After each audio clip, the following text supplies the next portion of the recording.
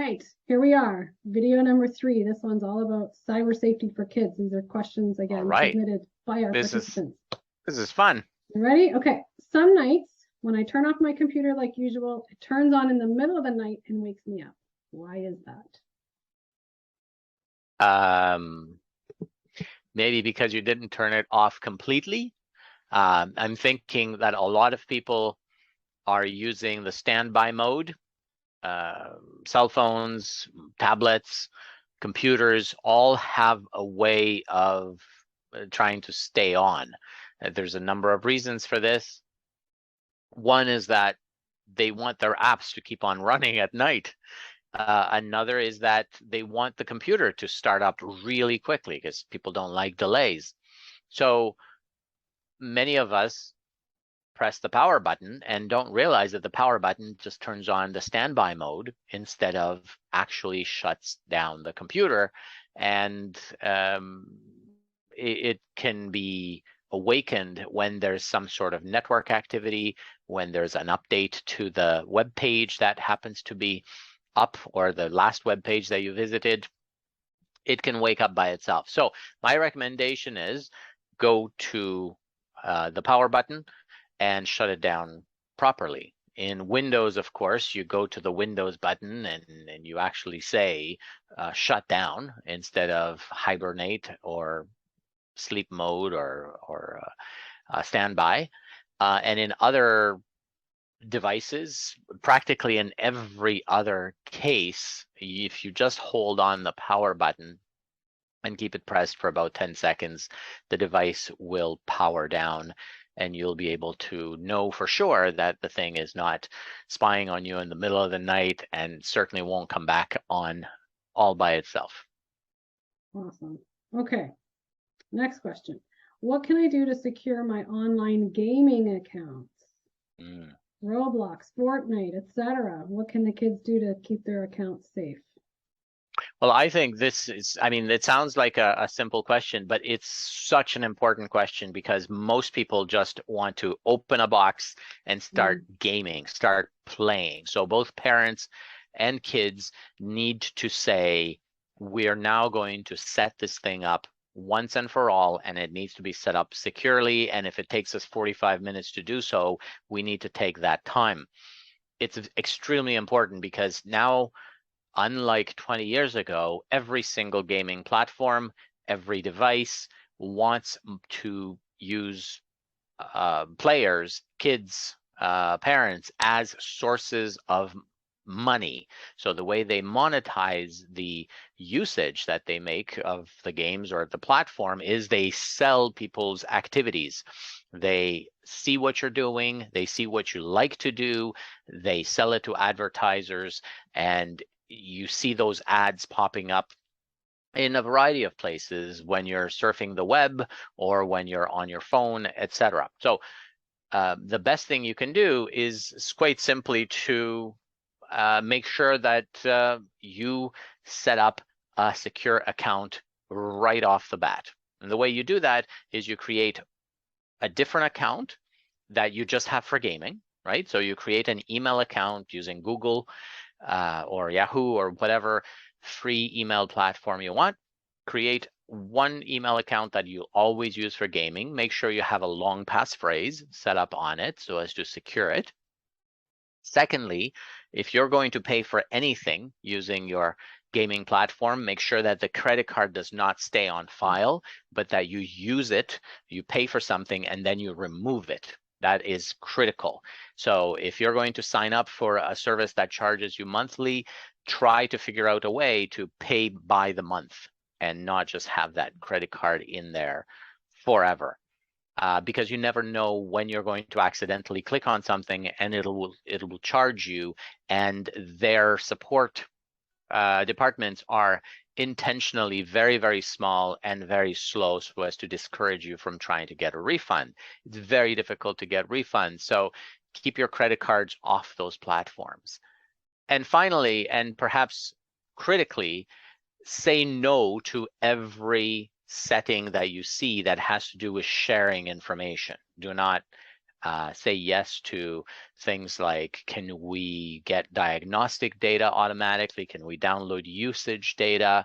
Can we have your consent to tie your usage activity to advertising, etc.? Just say no to all of it and make sure it's associated with a different account that is just used for gaming, that is for which there's no indication as to whether you're a boy or a girl or what your age is, etc. A lot of people create accounts and put their age of birth right in the name of the email account. So that's how you secure online gaming accounts. Excellent. What about social media accounts? So like a TikTok account or a Snapchat. How can you make an account like that safe and secure? Well, the thing about all social media is that users and platforms have diverging interests.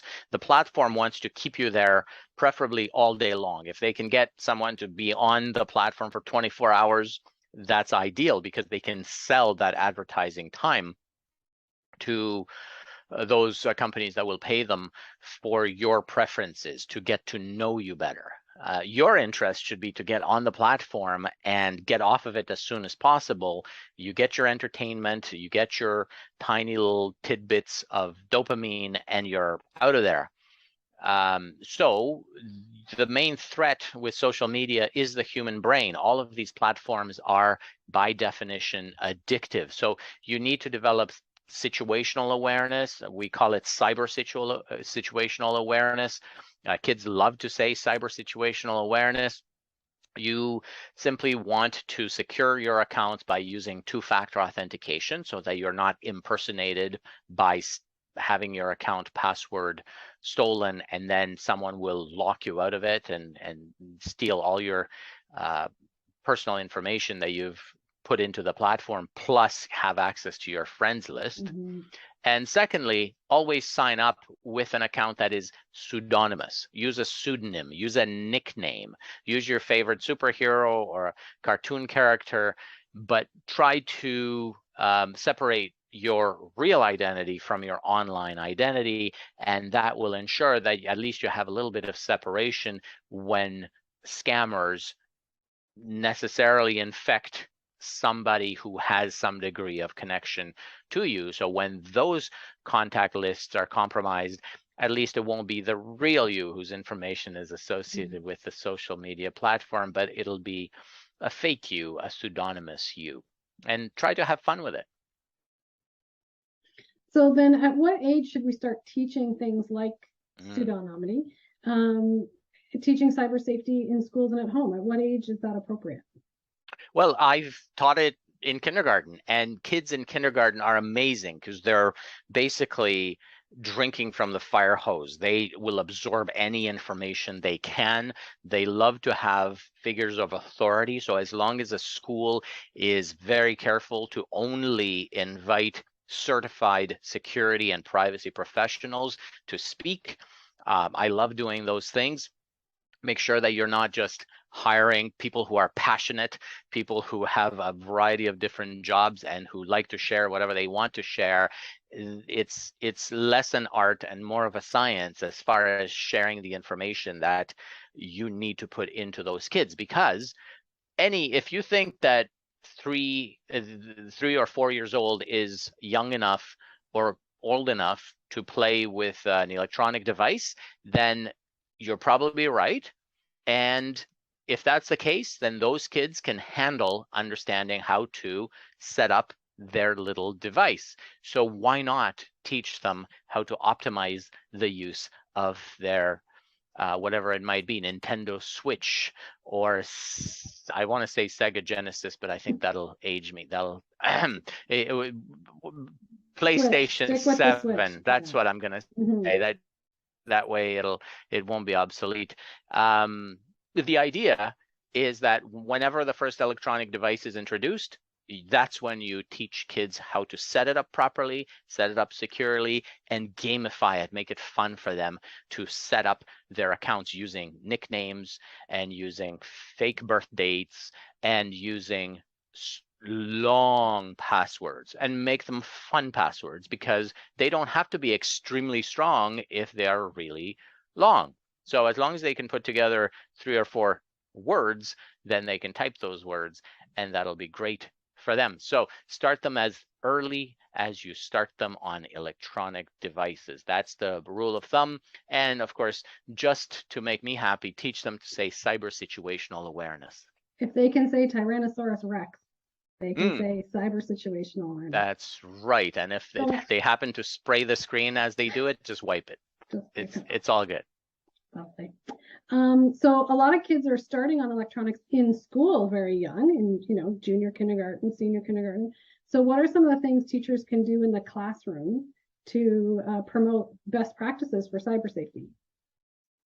Well, that's an excellent question. And I've had many discussions with teachers, and there's a vast spectrum of understanding, and I want to say cyber security awareness, but it's really cyber situational awareness here with teachers. And when it comes to teachers, what it comes down to is you want someone who will take ownership of everything presented to kids in the class. That's what I want from my teachers. As a parent, I want the teacher to be responsible for all those fun technologies that are being presented to kids in the class. So the educational technology, which is seeing such an explosion of innovation, all of that is funded by different people that we know nothing about. So we need the teachers to understand the technology, whether the technology is paid or not. They need to understand that it can monetize children, and that can harm children for the next generation. That information that they're storing, perhaps uniquely identifiable information about people's children, will stay in those systems. It never gets erased. So do ask questions about each tool. Talk directly to the people who did the due diligence at the school board. Question it. Simply ask those questions and say, well, I can't look parents in the eye when I tell them that I have no idea what technology I put in front of them. It just seemed like a nice, colorful tool that would teach people about music or French or whatever. But I didn't bother looking through the privacy policy because I assumed somebody else did. Guess what? Nobody else looked through the privacy policy. The buck stops with you, whether you're the parent or the teacher or the child using it. The buck stops with you, and you can pose those questions. If you don't get a satisfactory answer, then that is your answer. The answer is, well, if we don't want to tell you who's funding our ed tech, then guess what? It's somebody who's trying to monetize the data. And that's how come it costs so little. That's how come it costs so much. That's why we don't want to tell you about it. And that's why, let's say, school board administrators are unlikely to tell you about the specifics of the steps that they took to do their due diligence. And if that's the case, then don't use that program, because I wouldn't want it presented to my kids, and you probably don't want it presented to your kids. And if I was a kid, I certainly wouldn't want to know that my teacher didn't take due care or practice any due diligence in introducing some kind of a shiny new fascinating tool in the classroom. However, I will have tons of respect for those who do. And in fact, it's a huge opportunity for teachers to say, hey, you know what? As of today, we're going to try this new tool. But before we do, let's learn how to create a pseudonymous account. Let's learn how to make a long and unique password. And let's learn how to just have a look through the privacy policy and look for certain keywords and gamify the whole process. That's how you create that pervasive knowledge web that you're going to need for everyone to be a part of this idea that we've been introducing to Canada for the past decade, which is this web of cyber safety that we try to promote, both through my company, Data Risk, and through your KnowledgeFlow Foundation, which is really the only way to make sure that we're raising the baseline. Right? You can't just have pockets of knowledge here and there. Everybody needs to benefit at the same time. Yeah, and to your point about privacy policies, one of our resources and one of our challenges for the students and the teachers and parents at home is to look through that and learn how to skim a privacy policy and then to actually take two programs and compare them. So Excellent. who collects a lot of data, who doesn't, what do they do with it, where is it stored, etc. So anyway, I'll link that in the video. Skim. Skim the policy. Hashtag skim that privacy policy should be the way to go. People shouldn't read privacy policies because they're made to exhaust you before you even start reading them. But if you know that it's a game and you're looking for 3 or 4 different words, that's what I do. I look for 3 or 4 different keywords, and then you send it back to them and say, right here, you're saying that you're going to be selling my data, and yet you want me to use your system. And yet you're saying that if I disagree with selling my data, you won't let me use your system. So why is this tool in front of me here in a school context? Or why should a parent even touch this? Are you really just counting on me not reading this? Is that what it's come to in the 21st century? It's just a subtle kind of deception.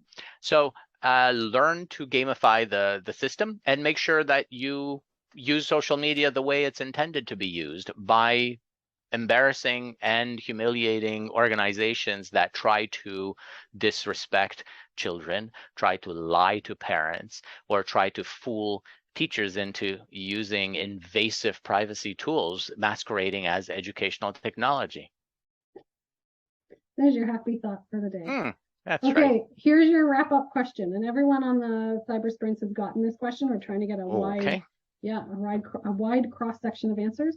What's the number one thing that you think young people need to know about cyber safety? Cyber safety.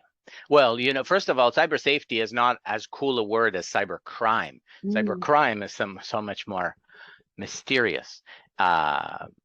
And yet it's everywhere on the internet. You just have to be attuned to it. And most people think, well, if I don't feel it physically, then it's not really happening. And that's obviously the wrong way to think. But cyber crime, being the opposite of cyber safety, it's a game where one side really doesn't know that it's playing. So what you need to know is that criminals really look for you to make mistakes. And it's not just hardened criminals who are breaking the law. It's also organizations that are looking for loopholes to introduce, let's say, tools that masquerade as edtech within schools, or free downloadables that you can get off of a website, or little apps that you can very easily install onto your phone. So make sure that you know which mistakes you're not making, and that way you're gamifying it and you present it to your network and you say, hey, guess what I found, and present it to your classroom. Hey, look at what I found in the privacy policy for that nifty little tool. So my one tip for young people and for old people is to gamify the process. Otherwise, it looks like a tremendous amount of work. But if you have fun with it, and if, like me, if you look me up on Facebook, you'll find my Facebook page where I will occasionally post scams and phishing messages from lazy scammers. So I like to expose lazy scammers and perhaps humiliate them, embarrass them, or at least amuse people like yourselves. So look me up on there and do the same thing. If you see something that is ridiculous, why not post it so that other people who may not know that it's a scam will definitely benefit from it and learn from it, so that in the future they won't fall for these little convenience tricks. Remember, scams typically hide behind convenience, right? Convenience is always the opposite of security, right? The opposite of security is not insecurity, it's convenience. It's a simple click, an incomplete headline, compliment wrapped as a game on Facebook. Hey, do you want to know what your name really means, or what your fantasy superhero name is? That kind of thing. A quick way to register a new account. Should you do it the quick way? Really? Anytime or anything that takes no time to set up, like those gaming platforms that we talked about, if it takes 2 minutes to set it up, you want to click on the advanced button and see the settings and actually look to see what kind of information is being transferred, because it's going to be transferred from now on. Once you start sharing that information, it's very difficult to undo it without making official requests to your privacy commissioner, and that takes years. So have fun with it, gamify it, and share all the information that you've learned here today, because remember, cyber safety is a team sport. Oh, well done. Thank you very much. Thank you.